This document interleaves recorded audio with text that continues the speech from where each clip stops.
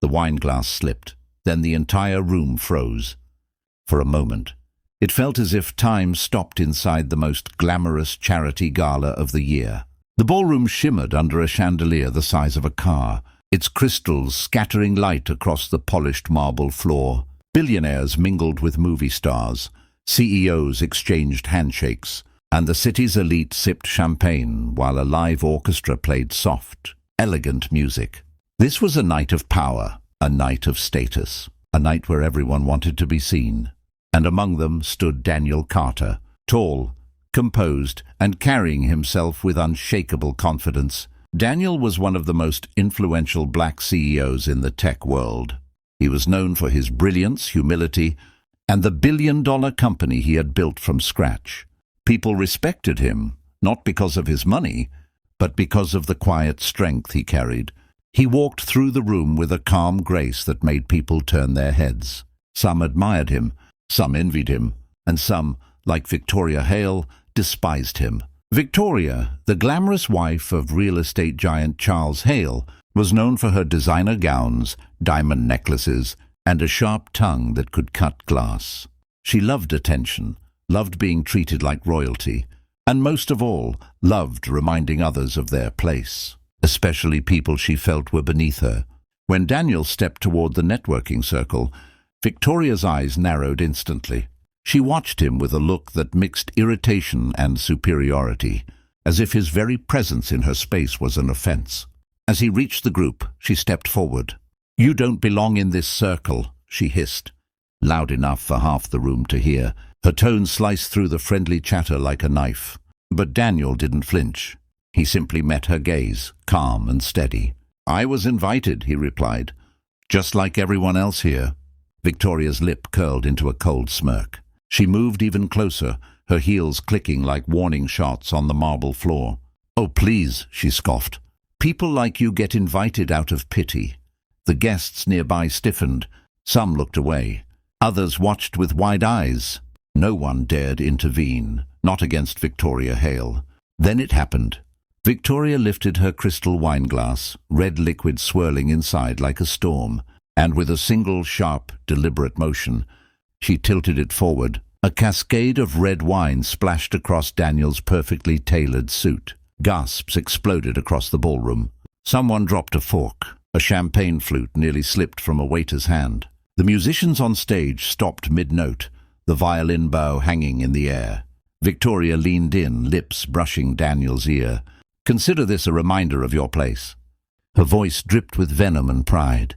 She stepped back, expecting him to shout, to lose control, to embarrass himself so she could smirk and pretend it proved her point. But Daniel didn't move. He looked down at his soaked suit, then slowly lifted his eyes back to her, calm, steady, unbroken. He didn't raise his voice. He didn't show anger. He didn't even wipe the wine off. Instead, he smiled. A slow, controlled, chilling smile that made Victoria's confidence flicker for the first time, because what she didn't know, what not a single person in that ballroom knew, was that her world was about to collapse in less than a minute. Instead of reacting, instead of shouting, instead of embarrassing her back, Daniel simply straightened his shoulders. The entire ballroom waited for the explosion that never came. Red wine streamed down his suit jacket in thin, slow lines dripping onto the marble floor. But Daniel didn't wipe it off. He didn't step back. He didn't even blink. He just looked down at the stain, then lifted his eyes to Victoria, and he smiled. Not a forced smile, not a nervous smile, but a calm, fearless smile, the kind only a person with true power could give. A tremor of discomfort passed through Victoria. She wasn't used to people smiling after she humiliated them. She was used to fear, apology, or anger. Not this chilling, composed confidence. The guests leaned in slightly, breaths held, sensing the shift in the air. Daniel spoke softly, yet his words cut sharper than any scream. "People reveal their true worth in how they treat others," he said. "Tonight, you revealed yours." A hush crawled across the ballroom.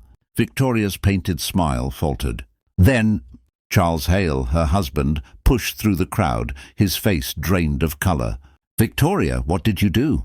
he whispered, his voice trembling with panic. Victoria rolled her eyes dramatically, waving a dismissive hand. "Relax, Charles. He should be grateful I even noticed him." But Charles didn't hear her. He didn't look at her. He couldn't. Because the second he saw Daniel's face, his stomach dropped. He recognized him instantly. Daniel Carter wasn't just any CEO. He wasn't just another guest.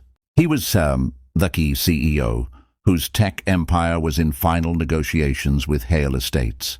They were days away from sealing a historic development project worth billions, a deal that would rescue their weakening company and push them to a new era of growth.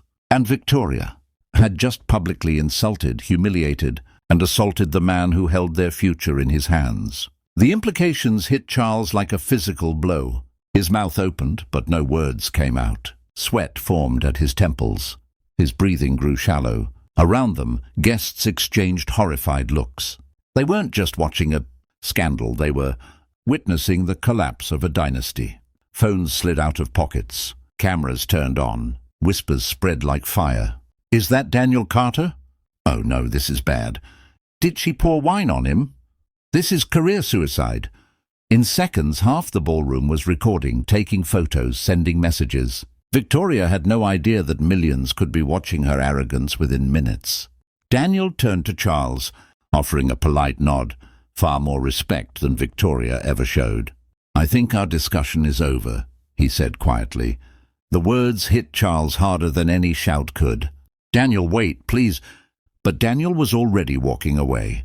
He moved through the ballroom with calm, elegant power, every step measured, dignified, unstoppable. People parted for him like water around a stone. And Victoria? She stood back with a smug smile, arms crossed, completely oblivious to the devastation she had triggered. She thought Daniel walking away meant she had won. She had no idea that in the next few moments, in the next few phone calls, and the next few breaking news alerts, her entire empire, her name, her reputation, her wealth would begin to crumble before her eyes. Because Daniel wasn't the man she thought he was. He was the one man she should never have crossed. Charles Hale sprinted after Daniel, panic tightening around his chest like a vice. His polished shoes slipped against the marble floor as he pushed through guests, ignoring their shocked stares. His heart thudded painfully, not just from the run, but from the terrifying realization that everything he had built was hanging by a thread. "Daniel, please wait, we can talk about this." Daniel stopped near the grand exit, where two massive gold-trimmed doors stood open. The cool night air drifted in, carrying away the last echoes of the orchestra inside. Daniel didn't turn around immediately. Instead, he took a slow breath, grounding himself. Then he faced Charles. "Charles," he said gently, "a partnership requires respect. From everyone involved." That single word, everyone, hit Charles like a slap. "I agree," Charles stuttered, his voice cracking. Victoria acted out of emotion. Daniel raised an eyebrow, a faint, disbelieving smile tugging at his lips. Emotion? She insulted and assaulted a business partner at a public event.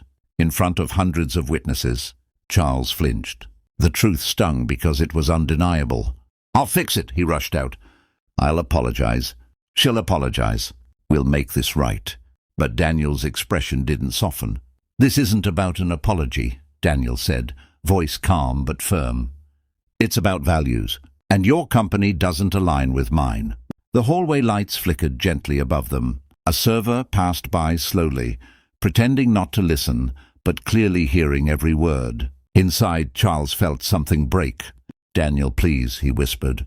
"This deal is everything. We've already invested millions. If you pull out now, Daniel cut him off with a quiet nod of sympathy. "I'm sorry, Charles. Truly. But my team will withdraw the moment I walk out of this building." There was nothing more to say. Daniel stepped outside, the doors closing behind him with a soft but devastating thud, almost like the sound of a coffin lid being shut. Charles stood frozen, staring at the doors as if he could still pull him back. He couldn't. He had lost him. When Charles finally returned to the ballroom, the atmosphere had shifted completely. Conversations weren't cheerful anymore. They were urgent, tense, filled with fear. Phones buzzed non-stop. People glanced at him with pity, and something colder. Then Charles saw a headline glowing on someone's screen. Breaking. Carter Innovations withdraws from Hale Estates mega project. The words twisted his stomach into knots. Investors began whispering in tight circles. Stockholders typed furiously on their phones. Financial analysts were already predicting disaster. Within minutes, sell orders flooded the market. Employees received alerts. Journalists caught wind. Economists began posting early warnings. News traveled faster than Charles could breathe. By midnight, Hale Estates had lost over $640 million in market value. By sunrise, the numbers on every financial screen turned red. $1.2 billion. By noon, the collapse reached historic levels. $2.7 billion. The empire wasn't crumbling. It was free-falling. And all because of a single moment. One careless act of arrogance. One glass of wine poured in pride. One insult delivered to the wrong man. Victoria hadn't just embarrassed Daniel. She had destroyed their legacy. The video went viral. Not slowly, not overnight, but instantly. Like someone had dropped a match into a pool of gasoline. Within minutes, clips of Victoria's sneer spread across every social platform. Her cold smirk, the tilt of the wine glass, the red splash against Daniel's suit. Every frame was dissected, slowed down, repeated and shared. Millions watched it. Millions judged it. Millions decided where they stood. And almost all of them stood with Daniel. Comment sections exploded with support. That man handled it with class. She embarrassed herself, not him. Respect is everything. She ruined her own empire. This is why humility matters. The image of Daniel standing calmly, refusing to react, refusing to be dragged down to her level. That image became an online symbol of dignity. Meanwhile, Victoria's name became synonymous with arrogance. Within hours, news outlets picked up the story. By the afternoon, major channels were replaying the clip on a loop. Analysts discussed corporate ethics. Psychologists discussed power and privilege. Social commentators debated how one moment could expose a person's character. Victoria watched all of it, from behind closed curtains. She had locked herself inside her mansion, refusing interviews, refusing to step outside, refusing even to speak to her husband. The woman who once loved attention now couldn't bear to face the outside world. Reporters gathered at her front gate, cameras ready. Neighbors whispered whenever they passed. People she once called friends blocked her number, ignoring her messages, distancing themselves as fast as they could. Her social circle had vanished. But the real panic was happening miles away inside the Hale corporate headquarters. Charles Hale sat at a long conference table, surrounded by advisors whose faces grew grimmer by the hour. He paced across the floor, phone pressed to his ear, trying desperately to rebuild what was left of his collapsing empire. He called investors, begging them not to withdraw. He called partners, promising solutions he didn't have. He called board members, trying to prevent resignations. But it was too late. The damage had already seeped into every corner of the company. Sponsorships dropped them without hesitation. Partners cut ties with carefully worded statements. Clients demanded refunds, claiming trust issues. Employees panicked, updating their resumes overnight. The financial bleeding was unstoppable, and the reputation damage was even worse. And all of it, every lost deal, every cancelled contract, every falling number, traced back to a single moment of public disrespect.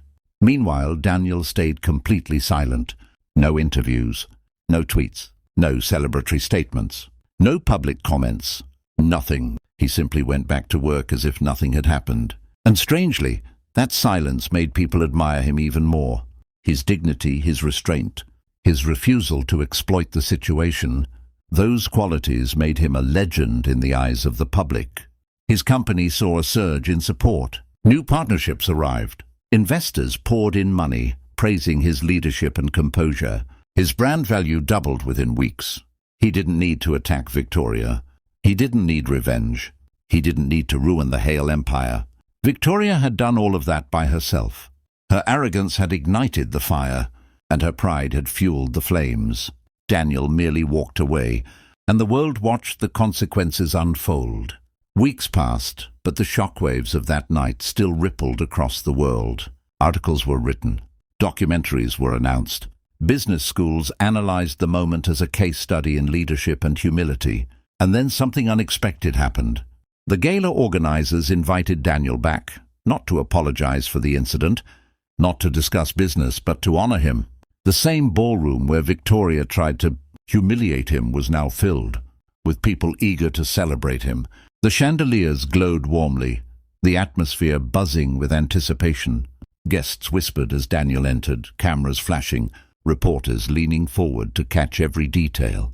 When Daniel stepped onto the stage, the room went silent, not out of fear, but out of pure respect. He didn't clear his throat. He didn't unfold notes. He simply stood tall, looking out at the audience with calm, steady eyes. And then he spoke the words the world needed to hear. "Power isn't measured by how loudly you speak," he began, voice smooth and steady, "but by how gracefully you respond." The room leaned in closer.